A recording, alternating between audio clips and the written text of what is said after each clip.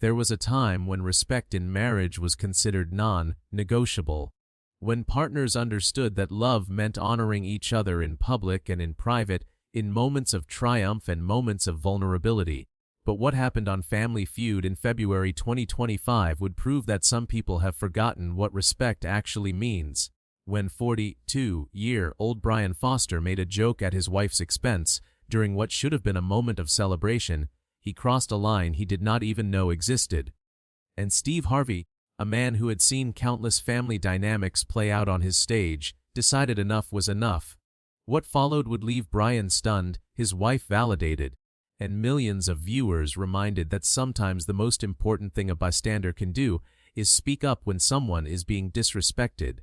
Before we share this powerful moment, please take a second to hit that like button and subscribe to our channel for more stories that remind us why respect and dignity matter in every relationship. The Family Feud studio was filled with typical Friday afternoon energy. The Foster family from Phoenix, Arizona stood ready to compete against the Chen family from California. The Foster family appeared polished and successful. Brian Foster, 42 years old, stood at the center with the confident bearing of someone accustomed to being the center of attention. He was well dressed in expensive casual wear and had the kind of easy charm that played well on camera. His smile was broad and frequent, and he seemed to relish the opportunity to perform for the studio audience. Next to Brian stood his wife Lisa, 38 years old, with an entirely different energy. Where Brian was loud and performative, Lisa was quiet and careful. She smiled when expected, but there was a tension in her shoulders and a guardedness in her eyes that suggested someone accustomed to monitoring her environment for potential problems. She dressed conservatively in a navy blouse and slacks, her appearance suggesting someone trying not to draw attention. Their two teenage children completed the family team. Olivia was 16 and Tyler was 14. Both seemed uncomfortable in ways that teenagers often are on television. But there was something else in their demeanor as well. They watched their father carefully, and they positioned themselves slightly closer to their mother than to him. The family dynamics were subtle but observable to anyone paying close attention. Brian and Lisa Foster had been married for 18 years. They had met in their early 20s when both were working at the same company. Brian had been in sales and had the personality that excelled in that environment. He was outgoing, persuasive, and skilled at reading what people wanted to hear and delivering it. Lisa had worked in accounting, preferring the precision and predictability of numbers to the performance required in client-facing roles. Brian had pursued Lisa with determination and charm. He had seemed confident and successful, qualities that had attracted Lisa, who came from a family where financial stability had been uncertain. They married after dating for 2 years, and Lisa had believed she was building a partnership with someone who would value and respect her. The early years of their marriage had been relatively stable. Brian's sales career had flourished, his income increasing steadily as he moved from company to company, always negotiating better compensation packages. Lisa had continued working in accounting until Olivia was born, at which point she had transitioned to part-time work and eventually to full-time parenting as Tyler arrived 2 years later. But as Brian's career success grew, so did certain aspects of his personality that had been present but less pronounced in the early years. He became increasingly focused on image and appearance. He cared deeply about how their family looked to others, about the car they drove, the house they lived in, the clothes they wore. He wanted to project success, and he expected Lisa and the children to support that projection. More troublingly, Brian had developed a habit of using humor at other people's expense, particularly Lisa's. In social situations, he would make jokes about her appearance, her intelligence, her competence. When Lisa expressed hurt or anger at these comments, Brian would dismiss her concerns by saying she was too sensitive or could not take a joke. He would point out that everyone was laughing, that it was all in good fun, that she needed to lighten up. The pattern had become entrenched over years. Brian would make a cutting remark disguised as humor. Lisa would feel hurt but would question whether she was overreacting. Brian would insist it was just a joke and that Lisa's sensitivity was the real problem. Lisa would apologize for being upset. The cycle would repeat with increasing frequency. The jokes often focused on Lisa's weight. She had gained some weight after having 2 children, a normal physiological response that she had struggled with emotionally in a culture that equated women's worth with their appearance. Brian would make comments about her eating habits, about how she used to be thinner, about how she should exercise more. He framed these comments as concern for her health or as playful teasing, but the underlying message was clear. Lisa's body was not acceptable to Brian, and he felt entitled to comment on it publicly. Brian also made jokes about Lisa's intelligence. Despite the fact that Lisa had a degree in accounting and had been successful in her career before stepping back to raise their children, Brian would characterize her as not understanding complex topics. He would explain things to her in condescending ways. He would make jokes in front of others about her being confused or not grasping concepts. He positioned himself as the intelligent partner and Lisa as someone who needed guidance and correction. The impact on Lisa had been profound. Over 18 years, her confidence had eroded significantly. She guessed her own perceptions and judgments.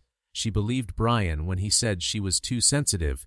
She accepted his framing that her hurt feelings were the problem rather than his hurtful behavior. She had become smaller and quieter, trying to avoid giving Brian material for his jokes by drawing as little attention to herself as possible. The children had grown up watching this dynamic. Olivia had become protective of her mother and increasingly critical of her father. She saw the hurt in Lisa's eyes when Brian made his jokes, and she had started calling out her father's behavior in private. Tyler had learned from his father's example that making fun of women was acceptable, that their feelings did not matter as much as getting a laugh. The family dynamics were toxic in ways that had become normalized through repetition. When the opportunity to appear on Family Feud arose through a work connection of Brian's, he had been immediately enthusiastic. He saw it as another opportunity to perform, to be the center of attention, to showcase his humor and charm. Lisa had been hesitant but had agreed because refusing would have created conflict at home. The children had mixed feelings but had gone along with their parents' decision. Brian had prepared for the appearance by watching episodes and practicing his jokes. He planned moments where he could be funny, where he could get audience reactions, where he could shine. It never occurred to him that his usual pattern of humor at Lisa's expense might be inappropriate on national television. In fact, he believed it would be entertaining. He believed people would find his teasing of Lisa charming and relatable. Lisa had prepared differently. She had practiced possible answers to game questions. She had encouraged the children to be ready to participate, but she had also braced herself emotionally for what she knew was coming. Brian would make jokes at her expense. The audience would laugh. She would smile and pretend it was fine. That was the script she had been following for 18 years, and she saw no reason it would be different on Family Feud. What neither Brian nor Lisa anticipated was that Steve Harvey would refuse to follow that script. The game had progressed through the first few rounds with the Foster family performing adequately against the Chen family. Brian was in full performance mode, making jokes between questions, playing to the audience, and generally treating the experience as his personal stage. Steve Harvey engaged with him in the usual banter, though careful observers might have noticed Steve's responses to Brian were less warm than his typical interactions with contestants. Lisa answered her questions correctly but quietly. She seemed to be trying to be invisible, speaking only when directly addressed and keeping her responses minimal. The children participated but without enthusiasm, going through the motions of the game without the energy that typically characterized young contestants on Family Feud. During a break between rounds, Steve engaged in his standard conversation with the families to build rapport and create content for the show. He asked Brian about their family. "So Brian, tell me about the Foster family. What makes you all work well together?" Brian's response was immediate and delivered with the confidence of someone who had never questioned whether his perspective was correct. "Well, Steve, I keep everyone on track. Lisa here tends to get a little scatterbrained, so I make sure we stay organized. The kids are good, but they need a strong hand. I provide the leadership and direction our family needs." Steve's eyebrows raised slightly, but he turned to Lisa. And what about you, Lisa? How would you describe your family? Lisa's answer was careful and measured. We support each other. The children are wonderful, we try our best. Brian interrupted with a laugh. Lisa is being modest, Steve. She does her best, but let's be honest, without me managing things, this family would fall apart. She is not exactly the sharpest tool in the shed, if you know what I mean. The audience laughed, conditioned to respond to humor even when it had an edge. But Steve Harvey did not laugh. He looked at Brian with an expression that had shifted from friendly game show host to something more serious. What do you mean by that? Steve asked, his tone neutral but his body language suggesting he was paying very close attention. Brian, not reading the shift in Steve's demeanor, continued in the same vein. Oh, you know. Lisa is a sweet woman, but she is not exactly quick on the uptake. I have to explain things to her multiple times. She gets confused easily. It is all good though, that is why she has me. Steve glanced at Lisa, who was standing with her head slightly down, a forced smile on her face that did not reach her eyes. He looked at the children, who both appeared uncomfortable and embarrassed. Then he looked back at Brian. How does Lisa feel about you saying that about her? Steve asked directly. Brian waved his hand dismissively. Oh, Lisa knows I am just joking. We have been married 18 years. She knows I am playing around. Right, honey? All eyes turned to Lisa. She was caught in an impossible position. If she said she was hurt by Brian's comments, he would later accuse her of embarrassing him on television and being too sensitive. If she agreed that it was fine, she would be participating in her own humiliation. She did what she had been doing for 18 years. She smiled and nodded. Of course. Brian likes to joke. But Steve Harvey had not built a career in television without learning to read people. He saw the forced quality of Lisa's smile. He saw the tension in her body. He saw the way her children were looking at her with concern and at their father with something that looked like disappointment or anger. The game resumed and the Foster family won their round, advancing to fast money. Brian went first and scored 162 points. As Lisa approached the podium for her turn, Brian called out what he clearly thought was an encouraging comment. Try not to overthink it, Lisa. I know that is hard for you, but just go with your instincts. You might surprise yourself and actually do okay. The audience laughed again, but the quality of the laughter was different now. Some people laughed uncomfortably, others did not laugh at all. Steve Harvey's expression had gone completely flat. Lisa stood at the podium, and Steve asked her the 5 fast money questions. She answered each one quickly and confidently. When they revealed her results, she had scored 198 points, bringing the family total to 360 points, one of the highest fast money scores in the show's history. The audience erupted in applause. Lisa's face showed genuine surprise and pleasure at her performance.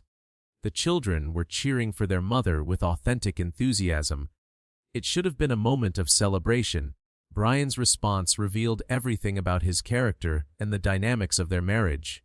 Instead of celebrating his wife's exceptional performance, his first comment was delivered as a joke to the audience. Well, I guess even a broken clock is right twice a day. Who knew Lisa actually had it in her? The audience's reaction was mixed. Some laughed out of habit or discomfort, but many did not. And Steve Harvey's face showed an expression that anyone who knew him would recognize as anger barely contained beneath professional composure. Steve walked slowly toward Brian, and when he spoke, his voice had lost all traces of game show joviality. Brian, I need you to stop talking right now and listen to me very carefully. The studio went silent. This was not part of the usual Family Feud script. Brian looked confused but also slightly defensive, sensing that something had shifted but not understanding what or why. Your wife just had one of the best fast money performances we have ever seen on this show, Steve continued, his voice controlled but carrying clear anger. She just won your family $20,000. She just demonstrated intelligence and quick thinking under pressure. And your response is to insult her, to make a joke at her expense. Brian attempted to respond. Steve, come on, I was just joking around. Lisa knows I am proud of her. Everyone knows I am just playing. No, Steve said firmly, cutting him off. Everyone knows you have been insulting your wife repeatedly since you walked onto this stage. You have called her scatterbrained, not smart, confused. You have dismissed her and diminished her in front of your children, in front of this audience, and in front of millions of people who will watch this show. That is not joking. That is disrespect. Brian's face flushed red, a combination of embarrassment and anger. I think you are overreacting, Steve. Lisa understands my sense of humor. We have been married 18 years. She knows me. Steve turned to Lisa. Lisa, I want to ask you something, and I want you to answer honestly. Do you like it when Brian makes these kinds of comments about you? Lisa stood frozen, clearly torn between telling the truth and protecting the status quo. Her children were watching her intently. Olivia had tears in her eyes. Tyler looked angry. Answer the question, Lisa, Steve said gently but firmly. Do you like it when your husband insults your intelligence and makes jokes at your expense? The silence in the studio was absolute. Lisa looked at Brian, then at her children, then at Steve. When she finally spoke, her voice was quiet but clear. No. I do not like it. I have never liked it. Brian started to speak, but Steve raised his hand. You do not get to talk right now. Your wife is speaking, and you are going to listen. Lisa continued, her voice growing stronger as she spoke words she had been holding back for years. Brian has been making these kinds of jokes for our entire marriage. He comments on my weight, my intelligence, my competence. When I tell him it hurts, he says I am too sensitive or cannot take a joke. He says everyone is laughing, so it must be funny. He says the problem is with me, not with what he is saying. She looked directly at Brian now, years of accumulated hurt evident in her expression. But it is not funny to me. It has never been funny. Every time you make one of those jokes, you are telling me that you do not respect me, that you think I am less than you, that my feelings do not matter as much as your need to get a laugh. Brian's face showed shock. Lisa, I had no idea you felt this way. Why did you never tell me? Lisa's response was both sad and angry. I have told you. Hundreds of times over 18 years, but you never listened. You always made it my problem for being sensitive rather than your problem for being disrespectful. Steve turned to the children. How do you feel about the way your father talks about your mother? Olivia spoke first, her voice shaking with emotion. I hate it. I have hated it for as long as I can remember. Dad makes fun of Mom constantly, and when we tell him to stop, he says we are ganging up on him or we cannot take a joke. But it is not a joke. It is mean. And I am tired of watching my mom pretend it does not hurt her when it obviously does. Tyler added, I used to think it was normal because Dad always did it, but then I started noticing that my friends' parents do not talk to each other that way, and I realized that what Dad does to Mom is not okay. It is not what love is supposed to look like. Steve turned back to Brian, his expression serious and unyielding. Brian, your wife just told you that you have been hurting her for 18 years. Your children just told you they are ashamed of how you treat their mother. This is your moment to actually hear what they are saying instead of defending yourself or making excuses. Brian looked devastated, his usual confidence completely stripped away. But his first instinct was still defensive. I never meant to hurt anyone. I was just trying to be funny. I thought everyone understood it was just how I show affection. That is not how you show affection, Steve said flatly. That is how you tear someone down to make yourself feel bigger. That is what bullies do, and you have been bullying your wife in front of your children and teaching your son that it is acceptable to disrespect women and teaching your daughter that she should accept being disrespected by the man who claims to love her. Steve paused, letting his words sink in, then continued. I have been doing this show for over a decade. I have seen thousands of families, and I can always tell the difference between couples who genuinely respect each other and couples where one person is being diminished. You have been diminishing your wife, and you were doing it so casually that you did not even realize it was wrong. He turned to address the audience and cameras directly. Ladies and gentlemen, what we just witnessed is important. A man was disrespecting his wife, and when called on it, his first response was to defend himself rather than to listen. That is a pattern that destroys marriages. That is a pattern that damages children.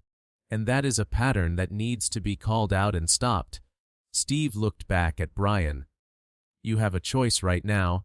You can continue to defend yourself and insist that everyone else is wrong and too sensitive, or you can actually listen to your wife and children and recognize that you have been causing harm. What is it going to be? Brian stood silent for a long moment, visibly struggling with what he was hearing. When he finally spoke, his voice was subdued. I do not know what to say. I genuinely thought I was being funny. I did not realize I was hurting Lisa, but she is telling me I was, and so are my kids, so I have to believe them. Steve nodded. That is a start, but belief is not enough. Change is what matters. Are you willing to change how you speak to and about your wife? Yes, Brian said quietly. I do not want to hurt my family. If what I have been doing is causing harm, I need to stop. Steve turned to Lisa. And you, Lisa, are you willing to stop accepting disrespect and start demanding the respect you deserve? Lisa's answer came with a strength that surprised even her. Yes, I am tired of being small. I am tired of pretending it does not hurt. I am tired of teaching my daughter that this is what she should expect from marriage. I deserve better than this.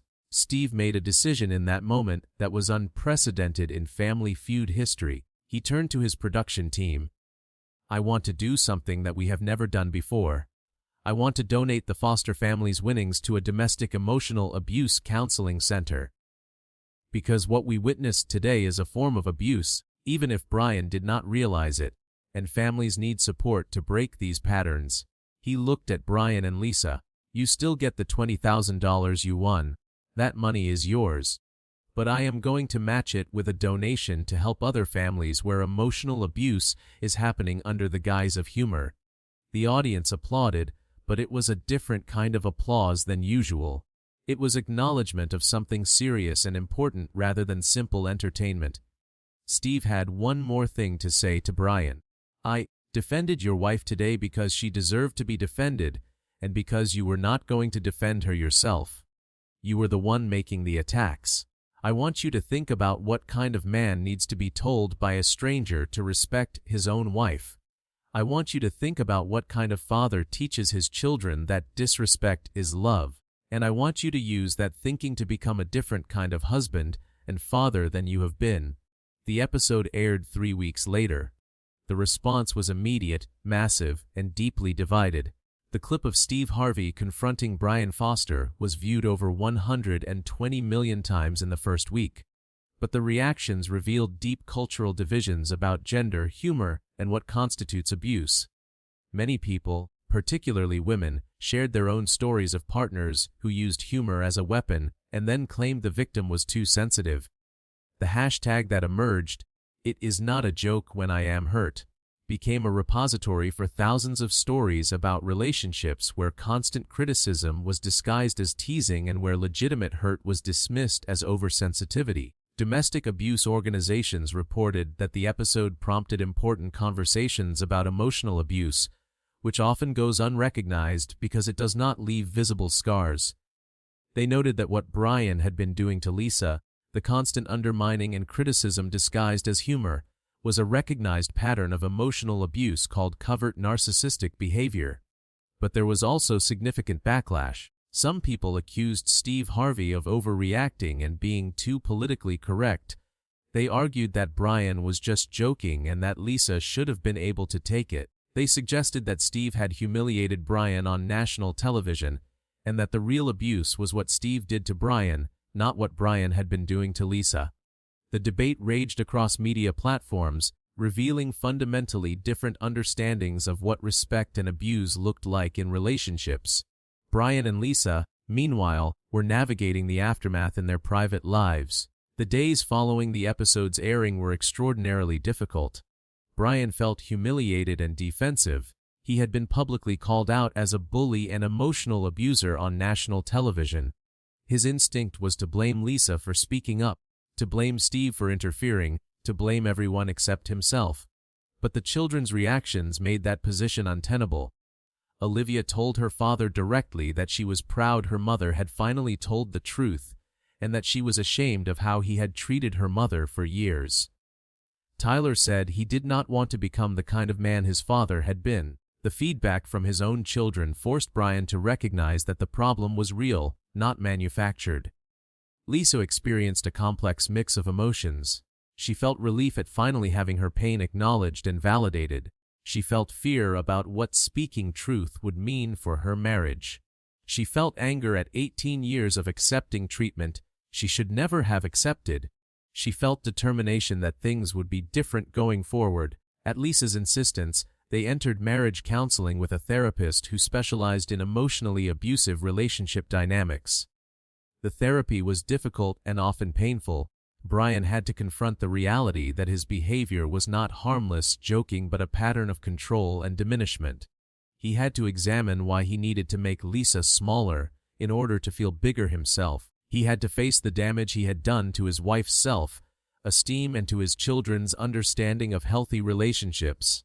Lisa had to confront her own role in accepting and enabling the dynamic. She had to learn to set boundaries and maintain them, even when Brian became defensive or accused her of being unreasonable. She had to rebuild confidence that had been systematically eroded over nearly 2 decades. She had to learn to trust her own perceptions again, instead of defaulting to Brian's framing of reality. 6 months after their Family Feud appearance, a journalist from a major publication interviewed the Foster family about what had changed. The resulting article revealed a family in genuine transformation, but also acknowledged the difficulty of changing deeply established patterns. Brian spoke with a humility that would have been unimaginable 6 months earlier. I genuinely did not understand that I was emotionally abusing my wife. I thought I was being funny. I thought everyone knew it was just jokes. But our therapist helped me understand that impact matters more than intent. It does not matter that I did not mean to cause harm. I was causing harm, and that made me responsible for stopping. He described the specific changes he had made. I do not make jokes at Lisa's expense anymore. Period. When I feel the urge to make that kind of comment, I stop and ask myself why I feel the need to diminish my wife to get a laugh. Usually the answer is that I am feeling insecure about something and putting Lisa down makes me feel better about myself. That is not acceptable, and I am working on finding healthier ways to manage my insecurities. Elisa described her own transformation. For 18 years, I accepted treatment I should never have accepted. I told myself I was being a good wife by not making waves. But I was actually teaching my daughter that women should tolerate disrespect, and teaching my son that men can treat women poorly without consequences. Steve Harvey defending me on national television gave me permission to defend myself. She continued, I am learning to speak up immediately when something hurts instead of swallowing it and pretending I am fine. I am learning that my feelings are valid even if Brian thinks I am being too sensitive. I am learning that I deserve respect, not just provision or loyalty or any of the other things Brian offered while withholding basic respect. The children spoke about witnessing their parents' transformation. Olivia described feeling hopeful for the first time in years about her parents' marriage. I was ready to tell my mom to divorce my dad, but watching them both actually work on changing, seeing my dad acknowledge what he did wrong, seeing my mom stand up for herself, it has given me hope that people can actually change if they are willing to do the work. Tyler talked about how the experience had changed his own understanding of relationships and masculinity. I was learning from my dad that being a man meant being in charge and that women's feelings did not really matter. But seeing him confronted and watching him have to change has taught me that real strength is about being able to admit when you are wrong and actually change your behavior. 1 year after the Family Feud appearance, Steve Harvey invited the Foster family back for a follow-up segment. The update showed a family that looked and felt fundamentally different from their first appearance. The most visible change was in Lisa. She carried herself with a confidence that had been completely absent during their original appearance. She spoke freely and directly, no longer monitoring every word to avoid giving Brian material for jokes. She engaged with Steve as an equal participant in the conversation, rather than someone trying to be invisible. Brian appeared more subdued than during his first appearance, but in a way that suggested maturity rather than depression. He spoke less but with more substance. He listened when others spoke rather than waiting for his turn to perform. He showed deference to Lisa's perspective rather than dismissing or talking over her. The transformation in their interaction was striking. When discussing their family, they both spoke and neither interrupted the other. When there was a minor disagreement about a detail, Brian deferred to Lisa's memory rather than insisting his version was correct. When Steve asked Lisa a question, Brian remained silent and let her answer fully before adding his own perspective. Steve asked the question everyone wanted answered. "1 year ago, I called out Brian on this stage for disrespecting Lisa. That was a hard moment. Was it worth it?" Lisa answered first. "It was the most difficult and most important moment of our marriage. Brian's behavior had been getting worse for years, and I had been accepting it. Having it called out publicly forced both of us to actually face what was happening instead of continuing to pretend it was fine." The Brian added, "Being confronted on national television was humiliating. But it was necessary. I had been hurting my wife for years and justifying it by calling it humor. I needed to be shocked into awareness, and that is what Steve did. I am grateful for it even though it was painful." The segment showed clips from their therapy sessions, which they had agreed to share to help other couples recognize similar patterns. The therapist explained the concept of covert narcissistic abuse and how it differed from more obvious forms of mistreatment. Many people think abuse has to be physical or overtly cruel to be harmful. But constant criticism, dismissal of feelings, and making someone doubt their own perceptions are all forms of emotional abuse that can be just as damaging. The fact that Brian framed his behavior as humor made it harder for Lisa to recognize it as abuse and harder for her to object without being labeled as oversensitive. 2 years after their Family Feud appearance, the Foster family had become advocates for recognizing and addressing emotional abuse in relationships. They spoke at conferences, wrote articles, and appeared on various media platforms to share their story and the lessons they had learned. Brian's message was particularly powerful because it came from someone who had been the perpetrator rather than the victim. He spoke to men about the ways they diminish their partners without realizing it and the damage that causes to relationships and children. "I thought I was a good husband because I provided financially and was faithful, but I was emotionally abusive, and I did not even know it. I encourage every man to actually listen when your partner says you hurt her. Do not dismiss it as her being too sensitive. Do not defend yourself by saying it was just a joke. Actually listen and change your behavior." Lisa's message focused on helping women recognize when they are accepting unacceptable treatment and finding the courage to demand respect. "For years, I told myself that Brian's jokes were not that bad, that he did not mean to hurt me, that I should just have thicker skin. But I was wrong. I deserved respect, and accepting anything less was damaging me and teaching my children unhealthy patterns." Their children had also become advocates, particularly Olivia, who spoke at high schools about recognizing emotional abuse in teenage relationships and breaking cycles of disrespect before they became entrenched adult patterns.